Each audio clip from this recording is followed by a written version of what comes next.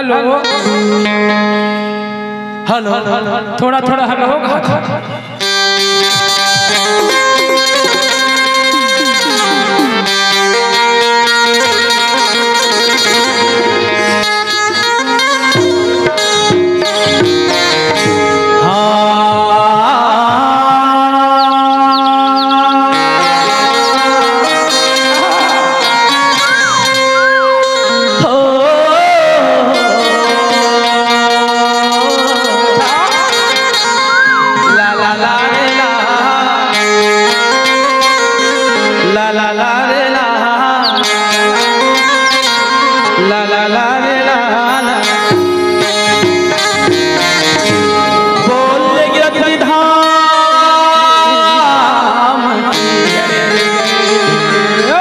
भंडारपुरी धाम की जय,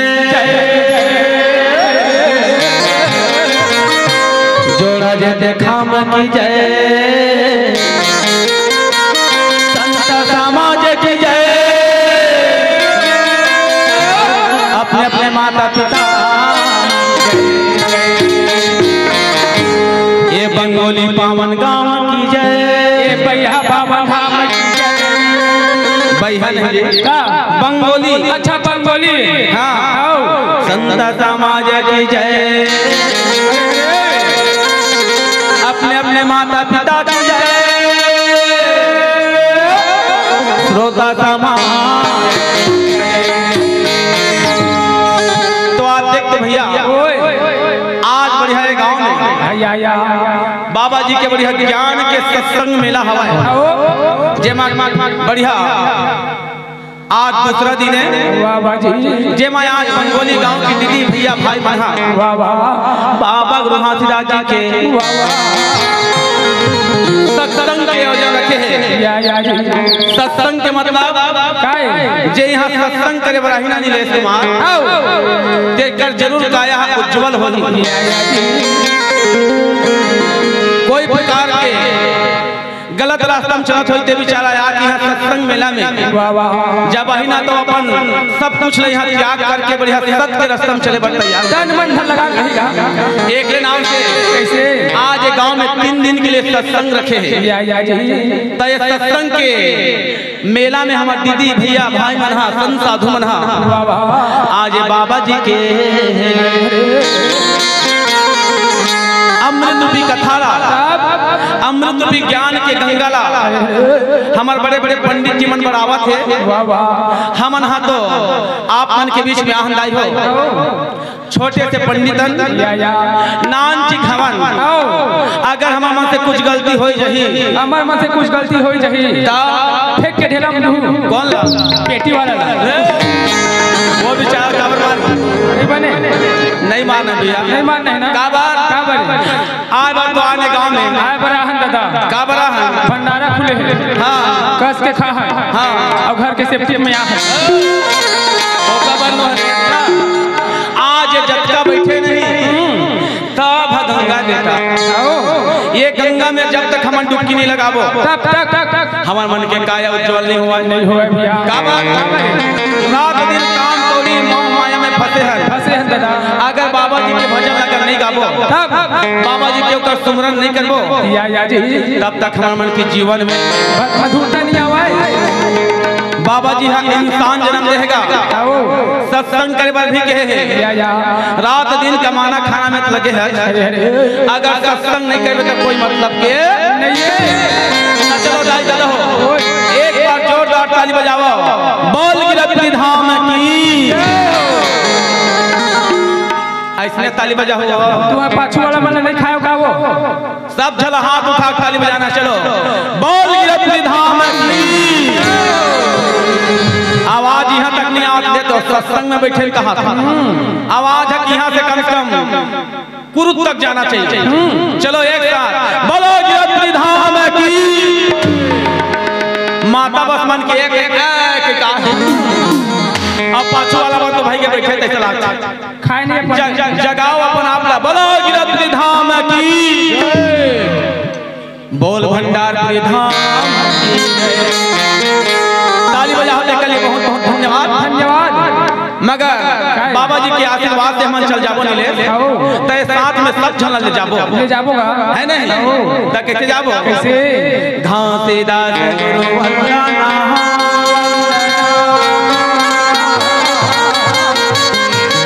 औ भगवान कर जो संत सभा विजया गुरु है गुरु घासीदास जी औ घट में रहो समान अरे अंदर के पट खोलिए तब जाने जो जिला कचेरी रायपुर और थाना या भनपुर हम मन रे थाना भनपुर और नीलेश गोवर्धन नाम होता है अब बाबा जी क्या क्या लगाना दाई हो बार बार हाँ हाँ बार बार यहर भाई अमर तरस प्यारा यहर भाई अमर तरस प्यारा हाँ हाँ सत्य अमृत बरसाई बोल गिरफ्ती धाम की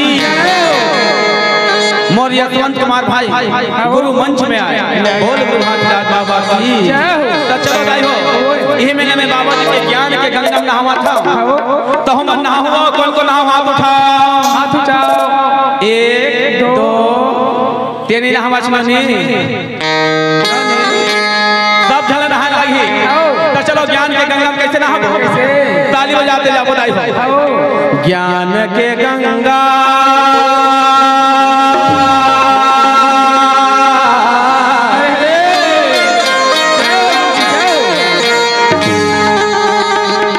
नहाले हो दाई हो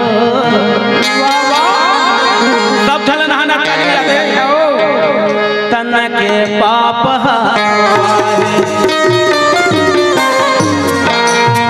ताली बजाते ज्ञान के गंगा में नहाले हो तन कर पाप धोवाही धोवाही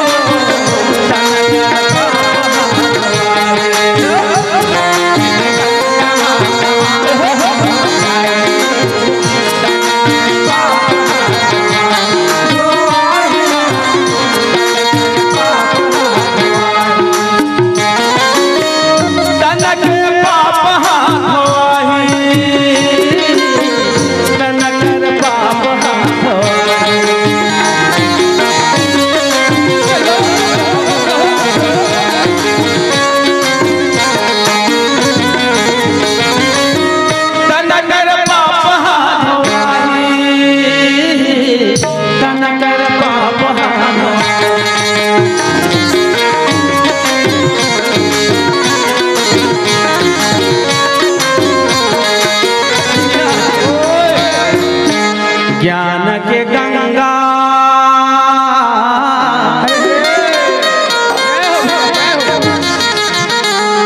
नहालो हो तन कर पाप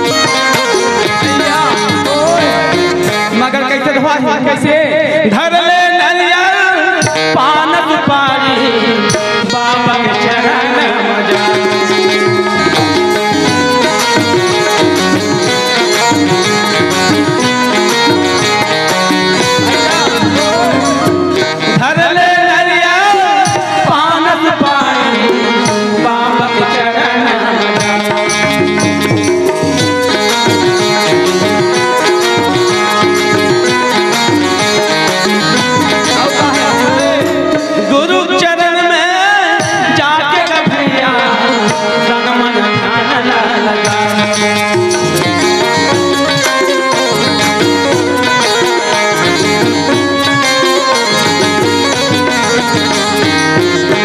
नाम से कहा था संत समाज हो। कैसे? कम से कम बाबा जी के नाम लग लेवा। तालियां बजा ले। ताली जोर साथ बजाओ दाई हो सत्संग में लाए। ज्ञान के गंगा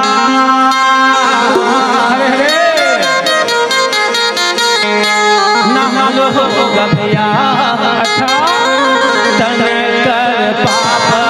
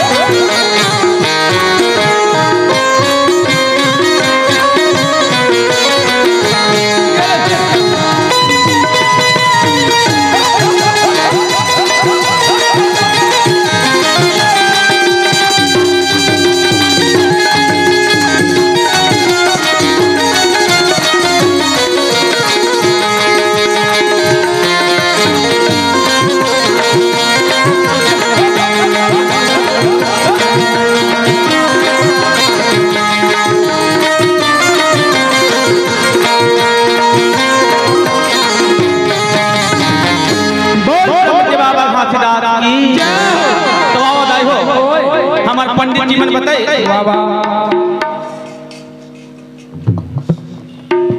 काय बता है? बाबा जी के बढ़िया कथा ला हम मन फूटी फूटी निकाला था लाइव। बाबा अमरदास के जन्म कथा निकाला था। छोटे मोटे अगर कथम कोई गलती हो जाए नहीं आग माफी मांग लूं। ये मना कि हम वो मन मांगी काबा वो मन सत्संग सुनना है। हां काबरा ऐसा मत आवा। अरे वो मन माफी मांगे जी। हां मन दो हाथ जोड़ के माफी मांगा। हम मन मांगा संदा आवा आवा। हम नान नान नान नान नान लइका हा होथन लइका होथन के लइका जाता है नहीं। तो चलो दाई वही मेरा बाबा जी को ये कथा निकाला था। जौने समय कर तेरा ये तेरा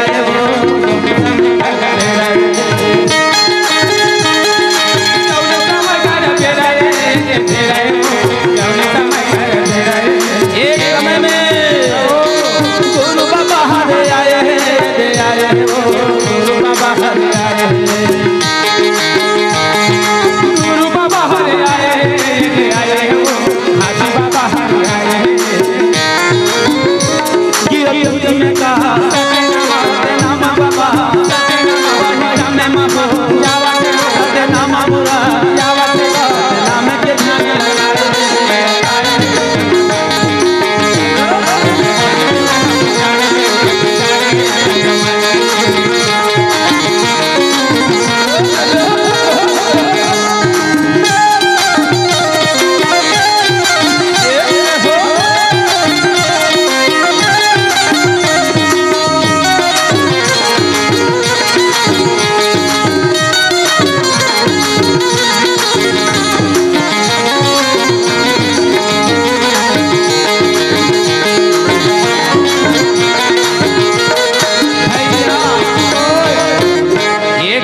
के दाई दीदी हो।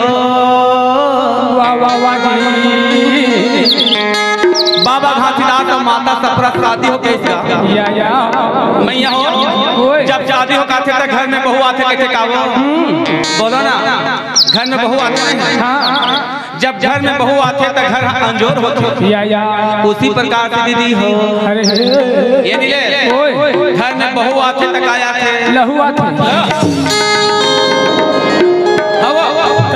बहु आते तक लहू आते लहू क्या गया लक्ष्मी आते कैसे बाबा घासीदास के घर में तब जब माता सफरा दाई शादी हो गई जब ऐसे नहीं वही समय के बेरा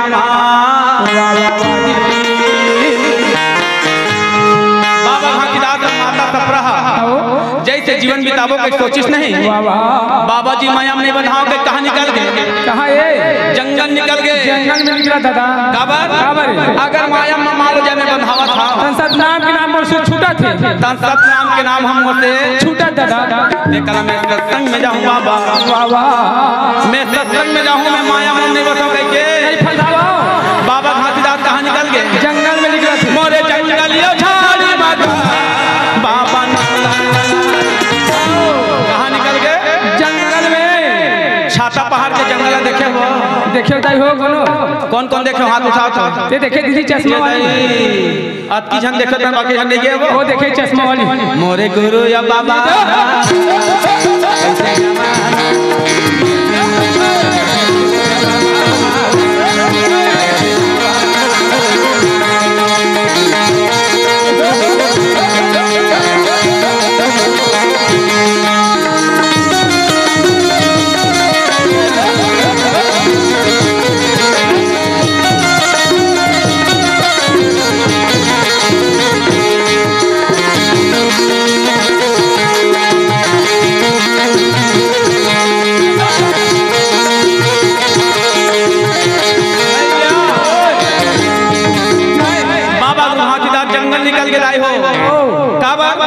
माता में माया में नहीं बसाओगे।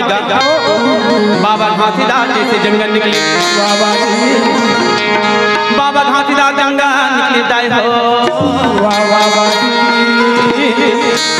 माता सपना बिचारी सोचा थे कैसे कि है भगवान शादी करके लाए मगा हमें तुम्हारा पूछता दाई हो। शादी करके मारो जा लाड रही तक घर में बेटी जाता के अल्लाह छोड़ना चाहिए का? नहीं छोड़ना चाहिए। बाबा घासीदास जंगल निकल गए। माता काबर माता में माया में बंधाओ का वही समय में माता सपना दाई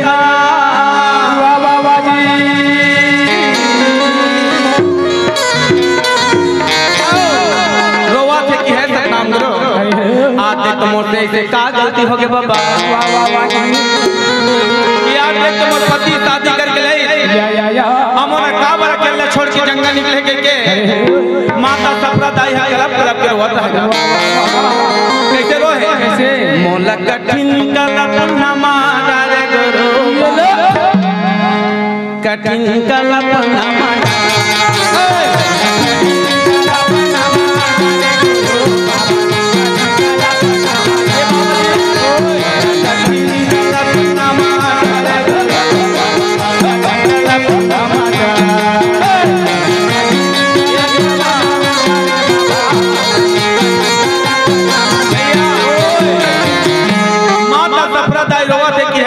बाबा ये आज देख तो मोर पति मोरा कैसे छोड़ के चल दी बाबा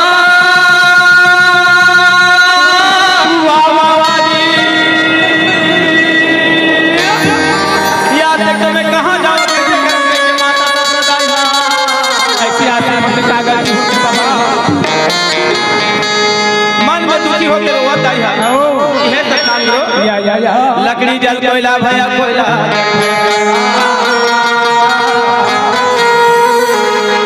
अपराधी ऐसे जले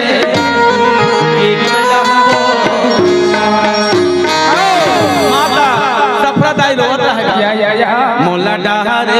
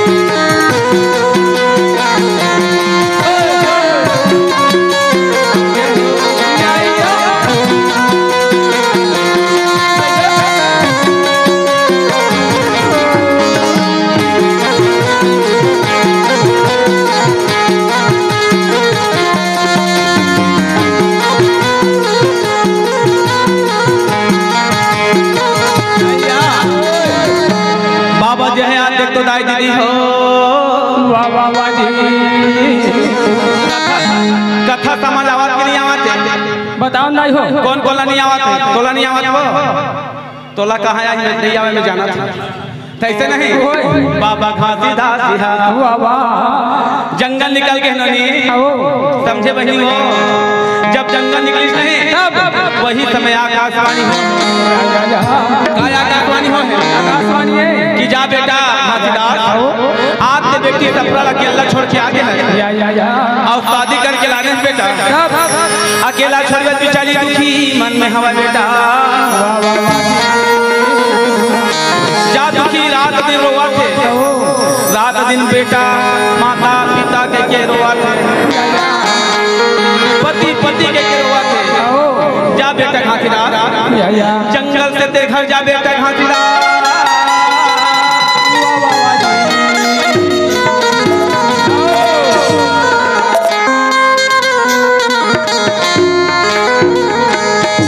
बाबा घासीदास के मन में ख्याल आते सही कहा थे सपना सही कहा थे आकाशवाणी हाँ कैसे सतनाम पितल आकाशवाणी कहे कि जा बेटा घासीदास जाते घर में जाया बढ़िया बेटी सपना देखा थे बोला अकेला छोड़ के आते भारी पाप है बेटा जा अकेला छोड़ के मत जा बेटा जाओगा साथ में बढ़िया जीवन बेटा घासी बाबा घासीदास बाबा जी आकाशवाणी के कहना मान करके वही बाबा घासीदास जी गिरत जंगल में गिरा है वही जंगल से बाबा घासीदास मोरे घर के कैसे रे आवन लागे भाई चल चल घर जाऊं ये दे जाओ जैसा मैं माया आवन लागे भाई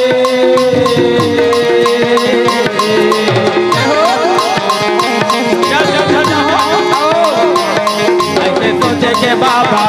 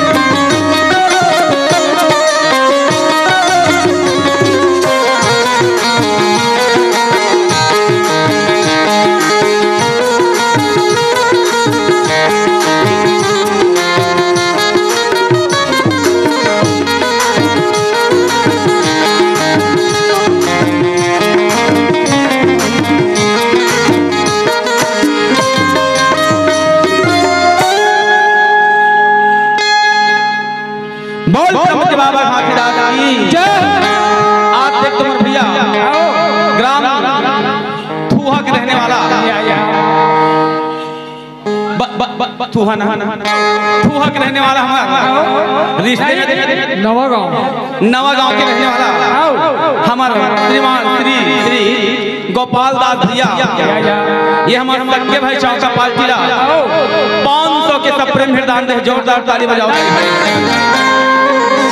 और हमारे भैया छोटी रहने वाला सेवक राम पंडित जी, सेवक सेवा में पंडित जी वो बेचारा बाबा जी के सेवा करे 100 रुपये के दान दे है।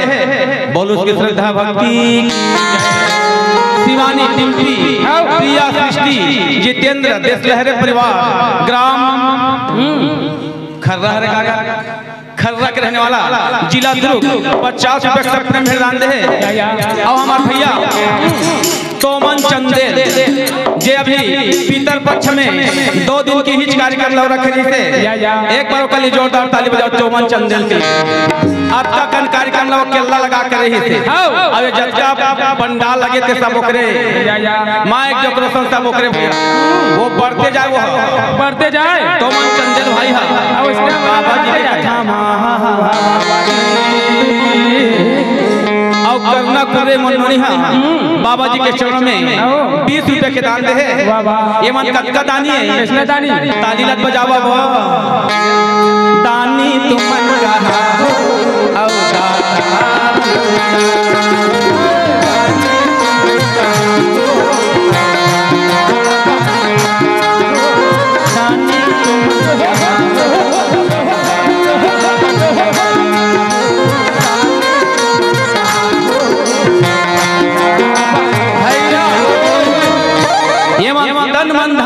बाबा जी के चरणों में दान करत रहे। इनकर दान कहाँ जाए देवलोक। एकर दान देवलोक जाए। अब ये पैसा मोर जेब में आए कैसे नहीं बाबा घासीदास जी कुटेला के रहने वाली माता 50 रुपये के दान दे रहे। तो आओ बाबा जी के कथा अपरंपार है कुटेला में 50 रुपये के दान दे। अब कथा मा जाओ कथा कौन जगह है बाबा घासीदास कहाँ आगे मोरे की रतपुरी में बाबा जी हिदाई हो गिरतपुरी गांव आगे दादा अपन पत्नी जगह बढ़िया हाथों को छियाहों और जब जंगल में आकाशवाणी हो नहीं तब वहाँ से जब गिरतपुरी बस्ती में आए नहीं तब माता सफरा कृष्णा खाना बना है कैसे बढ़िया दाल हरा हरा सब्जी बढ़िया चटनी पीसे आजकल के माता कौन चटनी पीसे हाथ उठा दू जन अतका बड़ सत्संग मिलम 2 जन चटनी पीसता तन बाकी कैसे करता यार दादा यार पहले के जमाना में माता मन चटनी पीसे त एक ढला 2 घर में हवा अब आजकल के माता मन चटनी नहीं पीसे हमरे घर का मन हवा कैसे चटनी हां कहां मारा करे कैसे नहीं ओए मोरे जाने आता मैं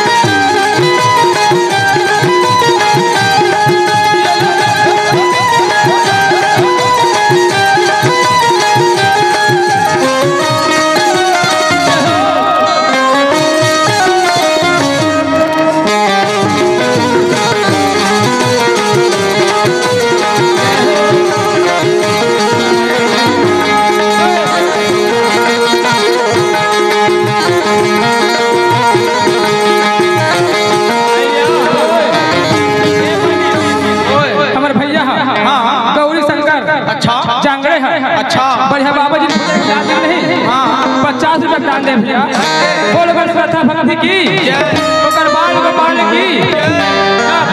चलो एक बार जोरदार ताली हो जाए हो सत्संग में बनी लागत हाथ उठा के दे ताली भैया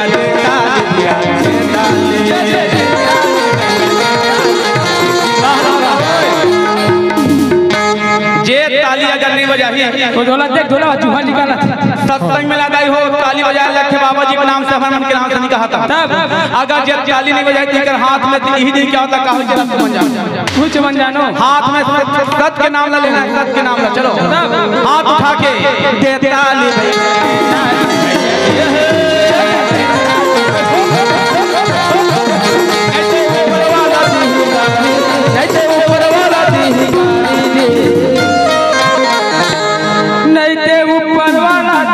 गाड़ी जी बहुत अच्छा कहे बेटा जी हाँ हाँ तहन नीचे वाला मन चलाही जी वाह वाह वाह वाह तने तरियम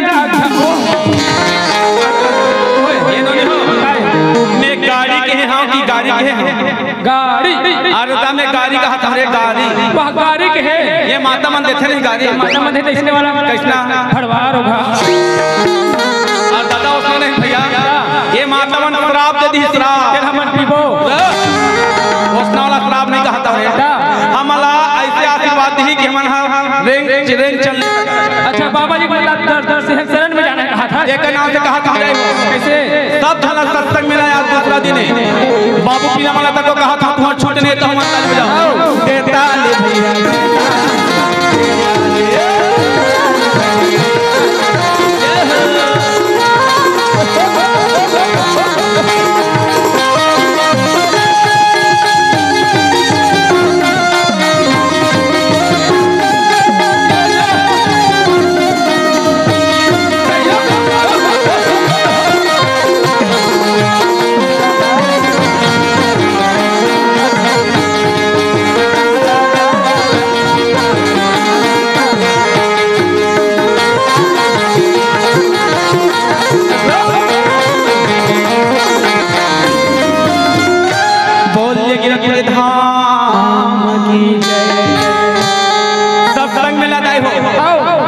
जय बोला था सबके हाथ हाथ होना चाहिए। बोलो गिरगिरी धाम की एक बोलो भंडारपुरी धाम की। चलो आवाज आई हो कथा में जैसे ही बाबा जी शादी होके आई जंगल निकल गए जंगल में आकाशवाणी हुई घर में आ गए बाबा जी घर में आ गए। कुछ दिन बीते के बाद में दीदी हो बाबा जी किसानी करे थे का करे थे किसानी करे थे गाय हो और कैसे किसानी करे थे कैसे बाबा बने हैं किसान सब ताली बजा रहे हैं किसान बने बाबा जी हाँ और कहाँ जावा थे ताली बजा देते हो नांगर यो बैला धर के जावा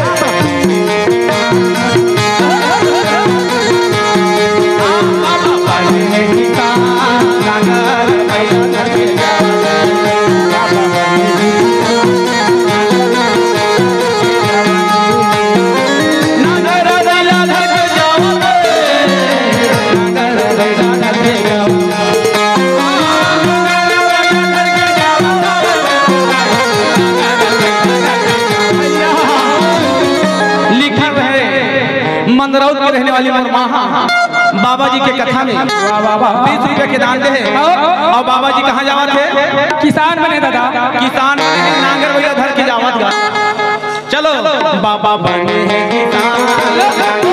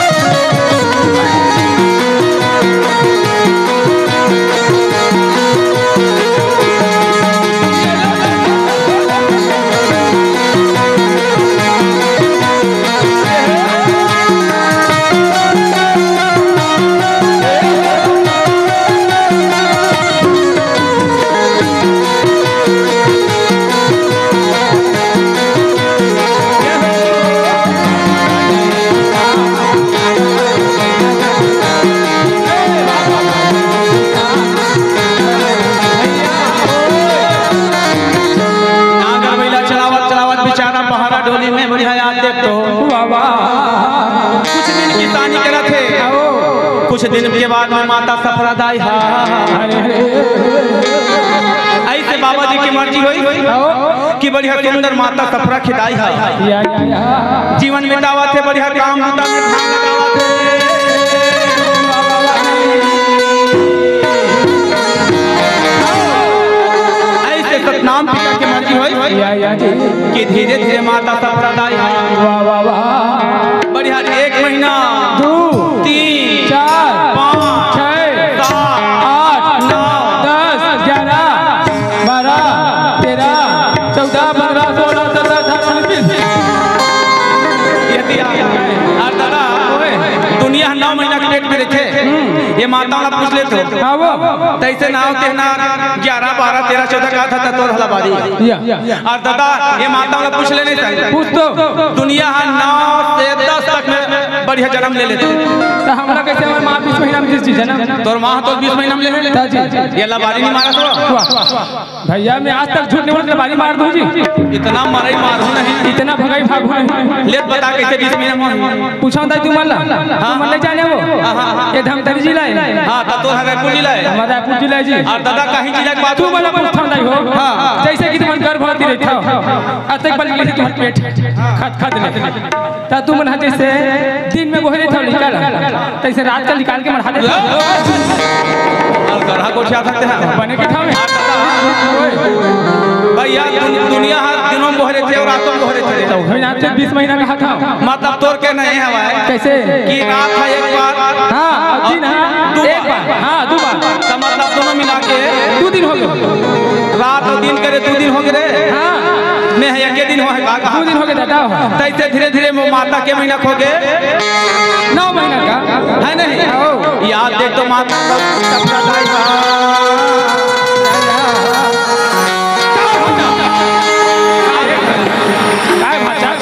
ही भाषा है जी भाषा है तो दीदी कहाँ है ओती बैठे वो कौन भाटो है पी खाक्सो ऐसे नहीं याद देख तो हरियाण सरकार जी हाँ हंसिका है ना नहीं समझ आज पर तो पंडित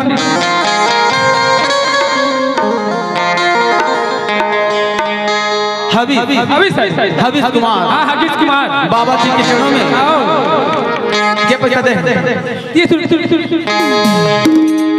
30 रुपया के दान है बोलो के श्रद्धा भक्ति की तोरे दान देवैया जय तो हो भाई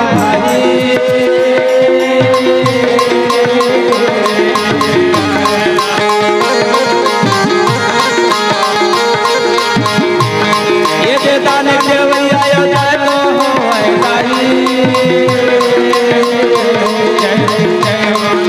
जब दान देवल के मन दानिए दादा ये मन मान दानी हो भैया सतनाम बाबा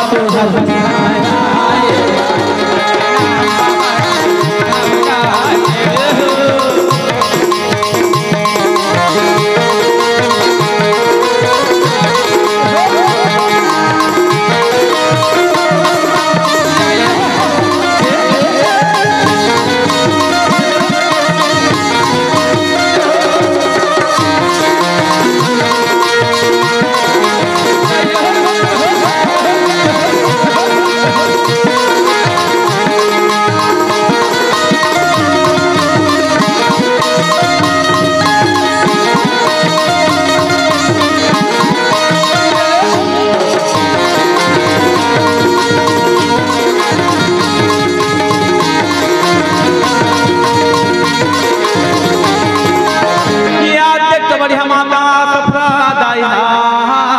बाबा जी और बाबा घासीदास बढ़िया जीवन बहावत हवा बढ़िया बाबा घासीदास माता सफरा दाई है वही गिरफ्तारी के बाद दाई हो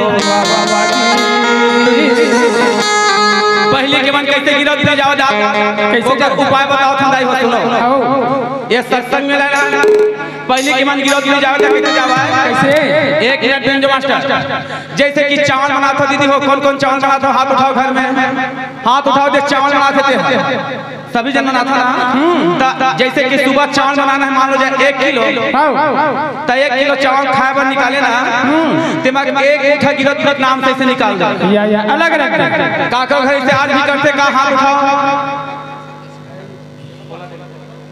अब वो चावल धीरे धीरे करके ना 1 साल बढ़ सकेले अब 1 साल में एक मुठ्ठा चावल कितना कन हो जाए कम से कम 1 चुगली हो जाए ए पंडित वही नाम से बेचारा हम बखल निकाल के दे है नहीं हिमांशु 90 सोनवानी तब वही समय के बेरा में बात बताओ लाई हो एक मुठ्ठा चावल कितना कन हो जाए 1 साल में 1 चुगली तो चावल ला बिसावा पहले छत्तीसगढ़ी में का कहे दिसाना, दिसाना मतलब बेच के ना बढ़िया सब धन गिरत नहीं जाएगा और धाम करके आवा है। अब आजकल मोटर गाड़ी के जमाना हो गया हो, फिर भी गिरत नहीं जाना मिला। आजकल के मन मेला जावत दादा, मगर कैसे मेला जावत है? मेला में जावत मगर मेला जावत है। कैसे मेला जावत है? आजकल नया नया जमाना में का हो गए हैं ये दुनिया में, संसार में नया नया तरीका कई जन हम भूया ना पर जावा पहली जमाना में आज भी जाते तो वही गिरत धाम में माता सफरादाई, माता सफरादाई 9 महीना के गर्भवती हो गएगा। घर में कोनो सियान नहीं रहा वो,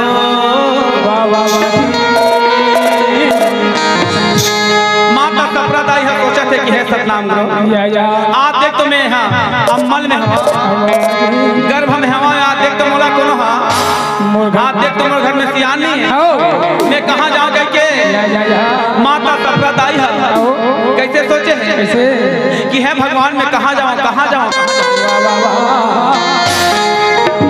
के बेर धरती माता प्रकट हो है, बोलो धरती मैया की।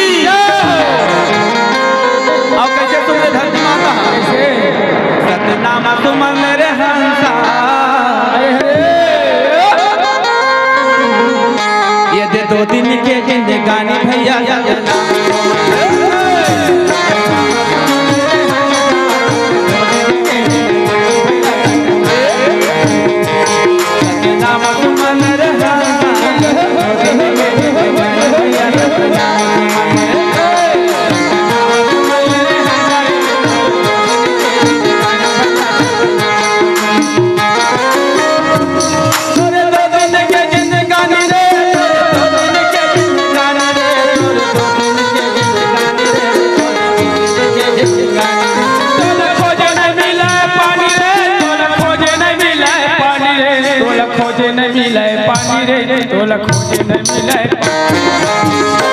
देखे नोनी हो ओके नाम से कैसा कैसे मैं गाय के हैं तोर 2 दिन के जिंदगानी, तोर 2 दिन के जिंदगानी, तोर 2 दिन के जिंदगानी कहा था। तोर खोजे में नहीं मिले पानी, तोर खोजे में नहीं मिले पानी कहा था। बने कहा था हां दीदी हो तुम्हारे नहीं देवा पानी मलो अभी ऐसा ही है चाहे समझ हां खोज दे चल पानी नहीं मिली ताई हो, खोज दे चल पानी नहीं मिली छे का बात कर सकते हैं। हमार भैया टोमन है हां पंडाल वाले नानगिरी सेल पर उसका धुलाया, अरे पूरा गांव भर के मन पानी दे रहे ऐसे देवते देखे नहीं है ऐसे का मगर मैं पानी वाला बात नहीं करता का बाबा जी के नाम ना लेते हैं। अच्छा बाबा जी का नाम ना लेना कहा था कैसे माता सफरादाई लेवत नहीं कि आज मेरे घर में बेटा बेटी आने वाला है बाबा जी आवाज में कैसे जीवन पाओगे कि बाबा जी के नाम ना लेवत नाम सुमल रे ये दे 2 दिन के जिंदगानी भैया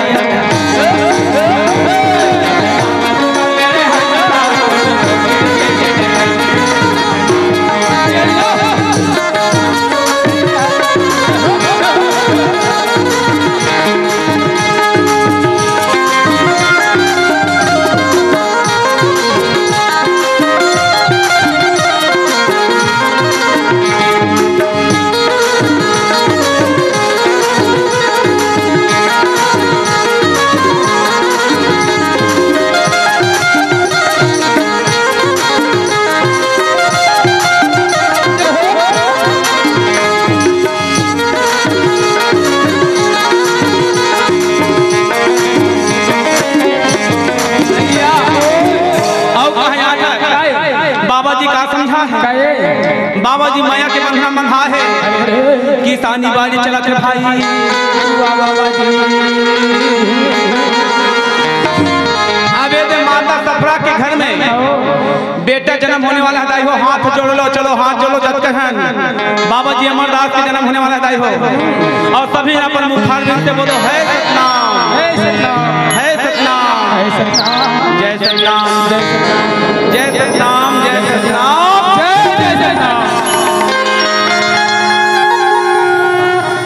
जोरदार ताली बाबा जी के जन्म होने दाई हो बोलो सतनाम पिता की बोल गिरत धाम की बोलो भंडार धाम की बोलो गुरु घासीदास बाबा की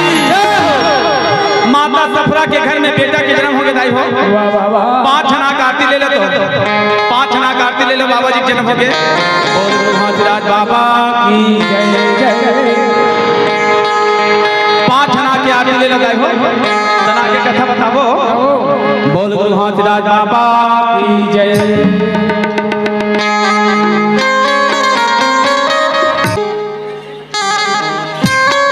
बोल गुरु घासीदास बाबा की जय।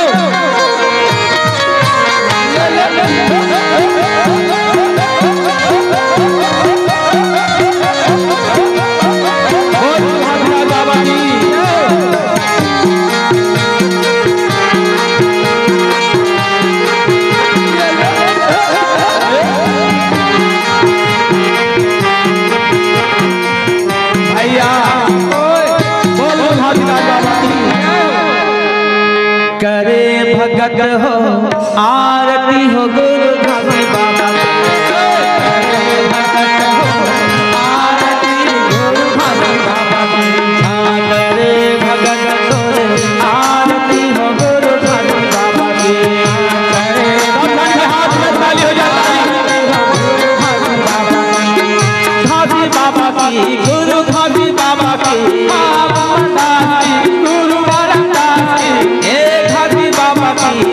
घासी बाबा की। गुरु करे भगत को आरती हो गुरु घासी बाबा की। करे भगत को आरती गुरु घासी बाबा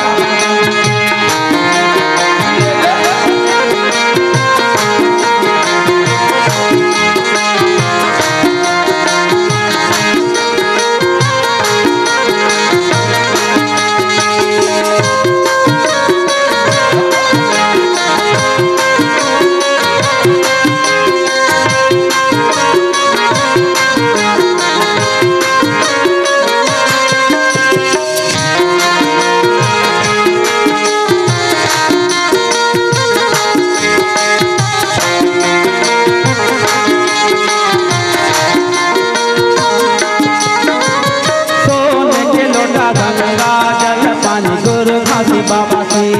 सोने के लोटा गंगा जल पानी गुरु घासी बाबा की। हाँ, सोने के लोटा गंगा जल पानी गुरु घासी बाबा की। सोने के लोटा गंगा जल पानी गुरु घासी बाबा की।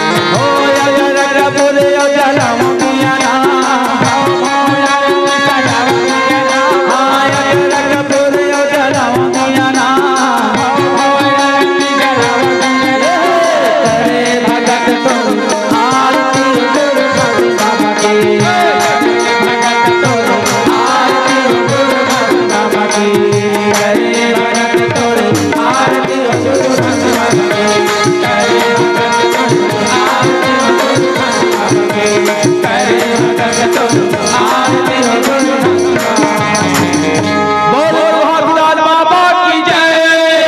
अमरनाथ साहिब की जय।